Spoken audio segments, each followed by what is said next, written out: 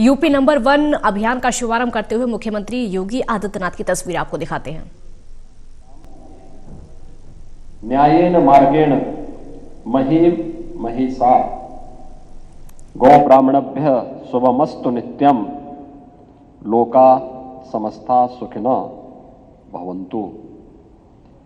यानी संपूर्ण लोक के कल्याण के लिए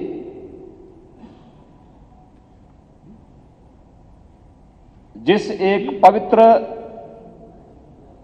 भाव को हम अंगीकार करते हैं वह पवित्र भाव ही संकल्प है। और इस संकल्प के साथ 2017 में हम जुड़े थे और मुझे प्रसन्नता है कि प्रधानमंत्री मोदी जी के नेतृत्व में, उनके मार्गदर्शन में, उनकी प्रेरणा से जिस लोक कल्याण संकल्प पत्र को हम लोगों ने जारी किया था मार्च 2017 में, सरकार बनने के बाद उन संकल्पों को, एक एक संकल्प को हमने जीवन का व्रत मान करके पूरा करने का कार्य किया। और अब जब हम लोग 2022 के लिए एक नए लोक कल्याण पत्र के लिए सुझाव आपका, संकल्प हमारा, इस भाव के साथ आए हैं, तब मुझे बताते हुए प्रसन्नता है कि 2017 के सभी संकल्पों को हमारी सरकार ने पूरा किया है और उसकी एक झलक आपको यहां पर देखने को भी मिली है। और आपने विगत हर वर्ष, ये पहली सरकार थी जिसने 100 दिन पर अपनी रिपोर्ट कार्ड जारी किया था। जिस सरकार ने 100 दिन के साथ 3 महीने के कार्यकाल के बाद फिर 6 महीने में अपना रिपोर्ट कार्ड जारी किया, 1 वर्ष में अपना रिपोर्ट कार्ड जारी किया, दूसरे वर्ष में भी अपना रिपोर्ट जारी किया, तीसरे वर्ष में भी अपना रिपोर्ट कार्ड जारी किया और चौथे वर्ष में भी फिर 4.5 वर्ष पूरे होने पर भी अपना रिपोर्ट कार्ड जनता के सामने प्रस्तुत किया और कहा कि हमने जो कहा था सो करके दिखाया है। यह संकल्प लेकर के हम लोग गए थे और हमने इन संकल्पों को पूरा करने में कोई कोताही नहीं बरती। फर्क साफ है और वह साफ इस बात को लेकर के, पहले की सरकारें किसानों पर गोली चलाती थी।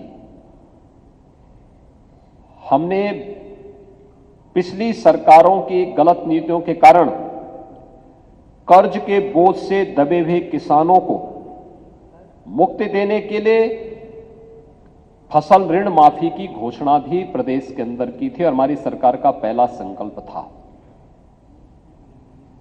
फर्क साफ है, पिछली सरकारों के समय में कैसे आस्था के प्रतीकों का अपमान होता था, गौ हत्याएं होती थी, गौ तस्करी होती थी, बड़े पैमाने पर। इस कारण से प्रदेश के अंदर अव्यवस्था और दंगे होते थे। हमारी सरकार आई, हमने इलीगल स्लॉटर हाउसेज बंद किए, अवैध बूचड़खाने बंद किए, तस्करी रोकी और तस्करी रोकने के साथ ही प्रदेश के अंदर निराश्रित गौ आश्रय स्थल बना करके लगभग 7 लाख गौवंश को आज हम सरकारी संरक्षण में देखभाल कर रहे हैं। हर गौवंश के लिए हर महीने 900 रुपए देने का कार्य सरकार कर रही है। यह संकल्प भी हमारी सरकार ने पूरा किया और प्रदेश को हम लोगों ने इसके कारण फैलने वाली दुर्व्यवस्था से भी बचाया।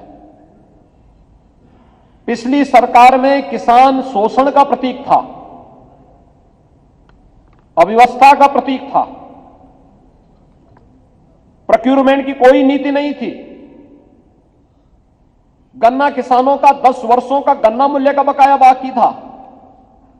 नई सरकार आई 2017 में, जिस संकल्प के साथ हम जुड़े थे, हमने प्रदेश में प्रोक्यूरमेंट की पॉलिसी ला करके न्यूनतम समर्थन मूल्य हर एक किसान को देने की कार्रवाई प्रारंभ की। रिकॉर्ड मात्रा में खाद्यान्न की क्रय किया, क्रय केंद्र स्थापित कराए और गन्ना किसानों का 10 वर्ष का गन्ना मूल्य का भुगतान कराते हुए मुझे बताते हुए प्रसन्नता है कि अब तक हमारी सरकार 1,48,000 करोड़ रुपए से अधिक का गन्ना मूल्य का भुगतान भी कर चुकी है।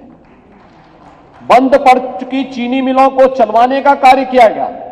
यहां तक कि कोरोना कालखंड में भी जो चीनी मिलें देश के अंदर और दुनिया के अंदर बंद हो गई थी, उत्तर प्रदेश ने अपनी सभी 119 चीनी मिलों को इस दौरान चलाने का कार्य किया।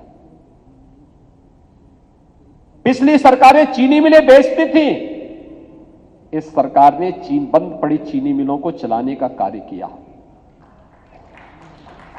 भाइयों बहनों, पिछली सरकारों में कानून व्यवस्था की बदहाल स्थिति किसी से छुपी हुई नहीं है।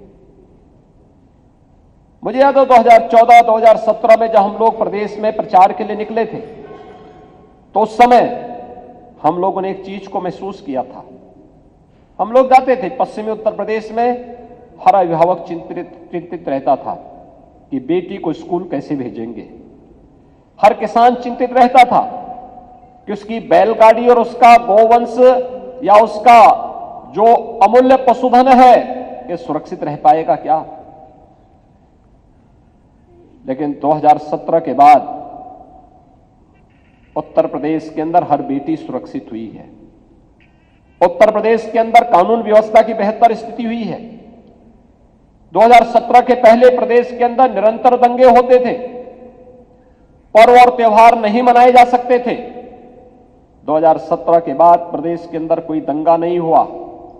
प्रदेश के अंदर धूम धड़ाके के साथ कांवड़ यात्रा भी निकल रही है। अयोध्या में दीपोत्सव का कार्यक्रम भी हो रहा है। वाराणसी में देव दीपावली का कार्यक्रम भी हो रहा है।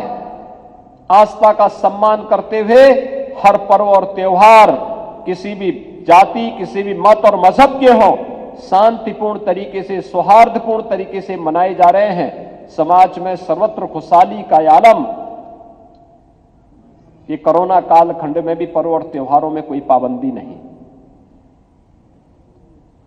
आस्था के केंद्रों को सम्मान देते हुए अयोध्या में श्री राम जन्मभूमि पर भगवान राम के भव्य मंदिर के निर्माण की कार्रवाई होती है, तो काशी में प्रधानमंत्री मोदी जी के विजन के अनुरूप काशी विश्वनाथ धाम प्रधानमंत्री जी के द्वारा के कर कमलों से 13 दिसंबर को राष्ट्र को समर्पित भी हो जाता है।